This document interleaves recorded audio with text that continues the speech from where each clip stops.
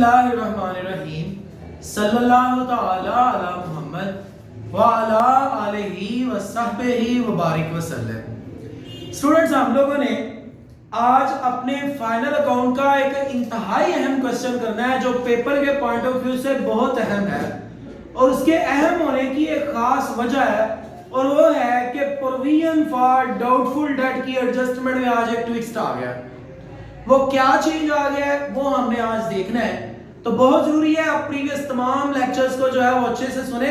आपके सामने इस वक्त लिंक भी मौजूद होगा, आप उस पर क्लिक करें, आप उन तमाम लेक्चर्स को सुने क्योंकि फाइनल अकाउंट का हर क्वेश्चन अपने अंदर कुछ ना कुछ न्यूनेस लिए होता है। तो जब तक हम उसको अच्छे से सुन नहीं लेंगे, देख नहीं लेंगे, सॉल्व नहीं कर लेंगे, हमारे लिए जो है वो प्रॉब्लम रहेगा। सो मूव करते हैं आज के क्वेश्चन की तरफ। Question number 21, chapter number 11, MRF और Suhail Afzal, financial accounting, BCom और बीबीए में पढ़ा जाने वाला सब्जेक्ट, उसका फाइनल अकाउंट है और उसकी समरी कुछ यूं है। आज ट्रायल बैलेंस में भी कुछ नई चीजें हैं। सो जो नई चीजें आएंगी मैं उनके ऊपर जो है वो रुक के बात करूंगा। Drawing, purchase, bill receivable, furniture, debtor, plant and machinery, sale return, insurance, opening stock, wages, printing and stationery, plant, depreciation on plant. भाई डेप्रिसिएशन उसने खुद जो है ना वो ट्रायल बैलेंस के अंदर दिया है। जब ट्रायल बैलेंस के अंदर डेप्रिसिएशन हो तो वो सिर्फ इनडायरेक्ट एक्सपेंस होती है। आगे मूव करें जी। Machinery, investment in shares, asset है ये हमारा, किसी कंपनी के अंदर हमने इन्वेस्टमेंट किया वो हमारा एसेट है।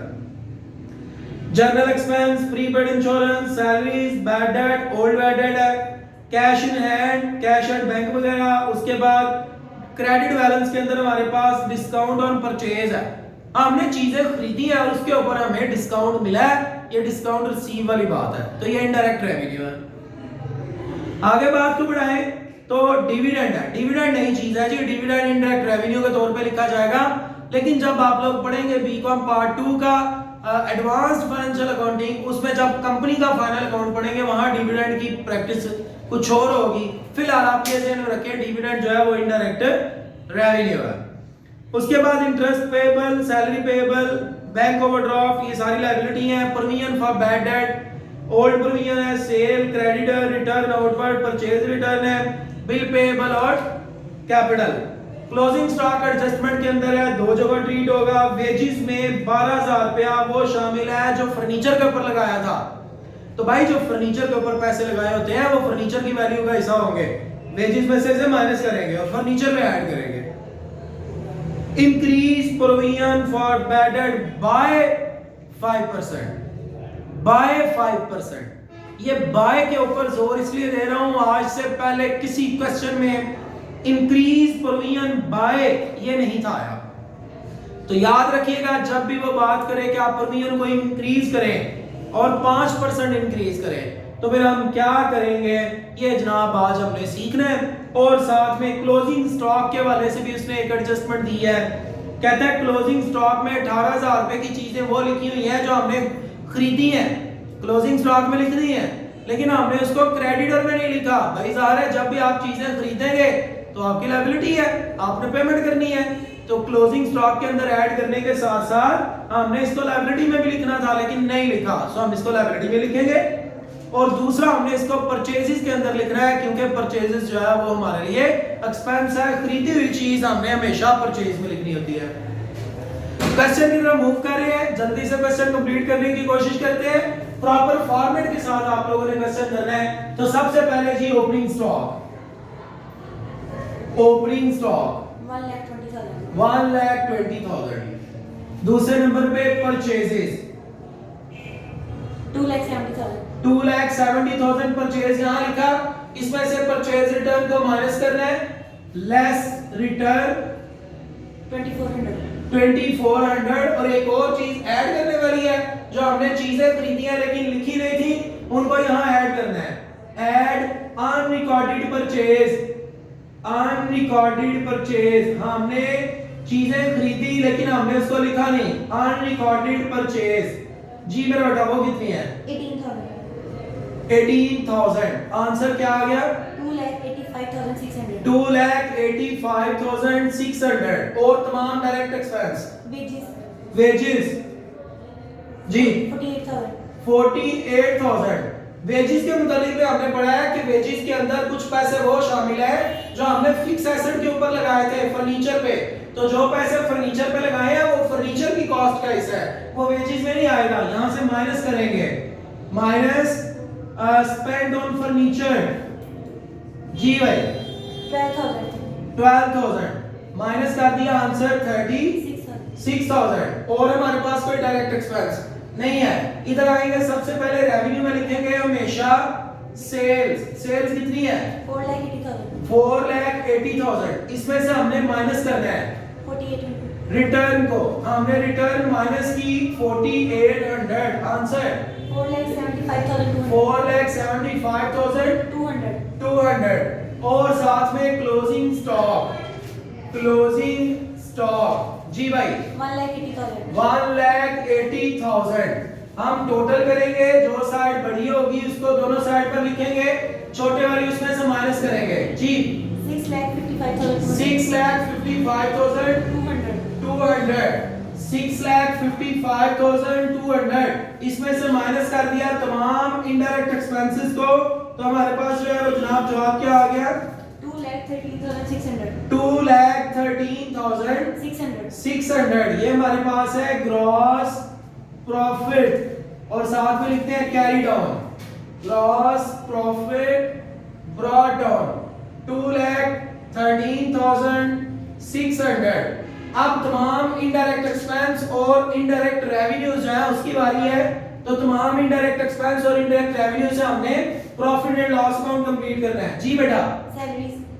सैलरी जहां एडजस्टमेंट होगी मुझे रोक दीजिएगा जी। 24,000 उसमें हम, और प्रिंटिंग एंड स्टेशनरी जी बेटा 6,000। General expenses 66,000। Depreciation on plant and machinery 3,000। Insurance 2,400। Provision लेने के लिए हमने आज जो नई चीज सीखनी है वो असल काम है हमारा। प्रोविजन हमने कैसे सीखनी है देखिएगा, हमारे पास फार्मूला वही है क्या जी? Old bad debts plus new bad debts plus new provision और माइनस ओल्ड प्रोविजन। और ये जो जवाब आता है इसको उठा के हम हमेशा यहाँ लिखते हैं। अब हमारे पास ओल्ड बैड डेट सवाल में मौजूद है, कितने? 1200। ओल्ड प्रोविजन भी सवाल में मौजूद है, वो कितनी है? 3,000। और उसने बोला न्यू प्रोविजन ले। न्यू प्रोविजन हमने लेनी है हमेशा डेटर के ऊपर, और न्यू बैड डेट नहीं है फिलहाल, तो न्यू प्रोविजन कितनी है? डेटर कितने के हैं?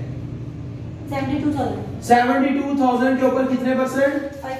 5%। आंसर क्या आया? 3,600. भाई 3,600। हमारी प्रोविजन 3,600 थी आज से प्रीवियस क्वेश्चन के अंदर, लेकिन आज हमारी जो प्रोविजन आई है हमने इसको 3,600 नहीं रखना। क्यों? क्योंकि उसने सवाल के अंदर ये खुद कह दिया है कि राइज प्रोविजन बाय 5%। ये बोला जनाब बाय 5%। ये बाय 5% की वजह से सवाल चेंज कैसे हुआ जरा देखिएगा। अब उसके लिए हमने थोड़ी सी पुरानी वर्किंग को ज़हन में लाना है। क्या जनाब? हमने ना पिछले साल ये सोचा था कि हमारी टोटल जो है ना वो बैड डेट 3,000 हो सकते हैं। प्रोविजन असल में एक अंदाजा होता है, हम सोच सकते हैं हो सकता है कि हमारे 3,000 के बैड डेट हो, लेकिन हमें साल के एंड पे पता चला कि हमारे बैड डेट 3,000 नहीं हुए, बल्कि कितने हुए हैं? 12,000। हमने 3,000 रुपया रखा था बैड डेट के लिए, लेकिन हमारा बैड डेट का खर्चा हुआ सिर्फ 1,200 रुपया। हमारा 1,800 रुपया बच गया। ये वाला 1,800 जनाब ला के यहाँ पर ऐड करेंगे, और ये जो जवाब आएगा इसको न्यू प्रोविजन का नाम दिया जाएगा। मैं बात को फिर से समअप करता हूं। हमने प्रोविजन कहा है बैड डेट के एस्टिमेटेड जो है वो खर्चे को। हमने सोचा था हो सकता है हमारी जो हमारा बैड डेट एक्सपेंस है वो कितना हो जाए? 3,000, लेकिन असल में बैड डेट एक्सपेंस हुआ 1,200, तो हमें कितने पैसे बच गए? 1,800। बिल्कुल ऐसे ही समझ ले कि आपने सोचा था मेरा इस महीने खर्चा 3000 होगा, आपने जेब में 3000 डाल लिया, पूरा महीना मुकम्मल किया तो आपका खर्चा हुआ 1200, तो आपका 1800 बच गया। वो जो 1800 आपका बच गया वो, और इस दफा मजीद आप कितना ला रहे हैं बैड डेट के लिए 3600, तो दोनों को प्लस किया, तो इन दोनों को प्लस करके आप बोलेंगे हमारी न्यू प्रोविजन 400। अब जो है जनाब आप वही वाला काम करें, जो प्लस हो रहे हैं प्लस करें, माइनस वालों को माइनस करें। बोले 3600। इस 3600 को लाके जनाब हमने यहाँ पर लिखना है, और ये है प्रोविजन फॉर बैड डेट्स। जी बेटा, और अब हमारे पास इनडायरेक्ट रेवेन्यू है। इनडायरेक्ट रेवेन्यू में हमारे पास सबसे पहला डिस्काउंट ऑन परचेज। जनाब हमने चीजें खरीदी हैं, तो चीजें खरीदने के ऊपर आपको पता है हमेशा डिस्काउंट दिया जाता है, लोग हमें देते हैं। तो जब हमने चीजें खरीदी हमें डिस्काउंट मिला, वो हमारा रेवेन्यू है 6000। और जी डिविडेंड, भाई डिविडेंड हमारा इनडायरेक्ट रेवेन्यू है 1800। बस जी अब हमने किया टोटल, जो बड़ी साइड है दोनों साइड पर लिखी, छोटे वाली उसमें से माइनस कर दी, जो हमारे पास जवाब आया उसको हमने बोला ये हमारा नेट प्रॉफिट है। जी मेरे भाई, transfer to balance sheet, spelling complete लिखने आप लोगों ने। जी 2,21,000 2,21,000 ये टोटल है 2,21,400 2,21,400। इसमें से माइनस किया तो हमारे पास क्या आंसर आ गया 1,16,400। ये जनाब अली हमारे पास जो है वो इस वक्त काम मुकम्मल है। अब हमने जाना है बैलेंस शीट में। बैलेंस शीट में हमारे पास एक तरफ जो है वो तमाम एसेट्स लिखे जाते हैं और दूसरी तरफ लायबिलिटीज। आपने सवाल को जब भी करना है मुकम्मल फॉर्मेट के साथ करना है। तो जनाब सबसे पहले करंट एसेट, कौन कौन सा हमारे पास करंट एसेट है? Cash at bank current asset में हमारे पास है जनाब कैश एट बैंक। जी 6000। डेटर्स में से हमने डेटर थे हमारे कितने जनाब 72,000 के, और इसमें से हमने न्यू माइनस करना है, और न्यू प्रोविजन देखिए आपकी कितनी आई हुई है 5400 less new provision, spelling complete जनाब 5400 माइनस करके आंसर 66,600। और हमने बाकी तमाम करंट एसेट्स कितने हैं? क्लोजिंग स्टॉक है 1,80,000 और बिल रिसीवेबल जी 36,000। मजीद इन्वेस्टमेंट इन शेयर, ये हमारा फिक्स एसेट, वैसे लॉन्ग टर्म एसेट हो तो बेहतर है। इन्वेस्टमेंट इन शेयर्स जी बेटा 36,000 और प्रीपेड इंश्योरेंस, वो इंश्योरेंस जो आपने एडवांस में दे दी 600। और अब हमारे पास है जनाब फिक्स एसेट हमारे पास कौन कौन सा है? फर्नीचर जी, और इस पे एडजस्टमेंट फर्नीचर पे एडजस्टमेंट है जी। फर्नीचर कितने का है? 18,000 का फर्नीचर है। एडजस्टमेंट ये थी कि फर्नीचर के ऊपर कुछ पैसे लगाए थे और वो हमने ऐड कर दिए थे गलती से वेजेस के अंदर, तो उनको ला के वापस हमने यहाँ लिखना है ऐड स्पेंड ऑन फर्नीचर। जी भाई 12,000 बस 30,000। और हमारे पास कौन सा फिक्स एसेट?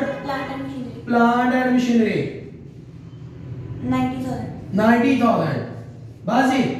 अब हमारे पास आ गई करंट लायबिलिटीज। करंट लायबिलिटी में हमारे पास सबसे पहले है करंट लायबिलिटी, स्पेलिंग कंप्लीट लिखेंगे आप लोग क्रेडिटर।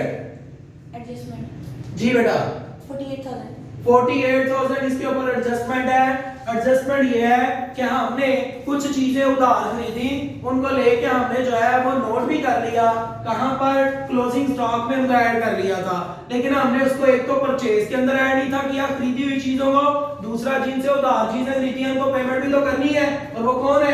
क्रेडिटर। तो क्रेडिटर के अंदर हम ऐड करेंगे जिन लोगों को आपने जिनसे चीजें खरीदी और उनको अभी तक पेमेंट नहीं की। Add unrecorded creditors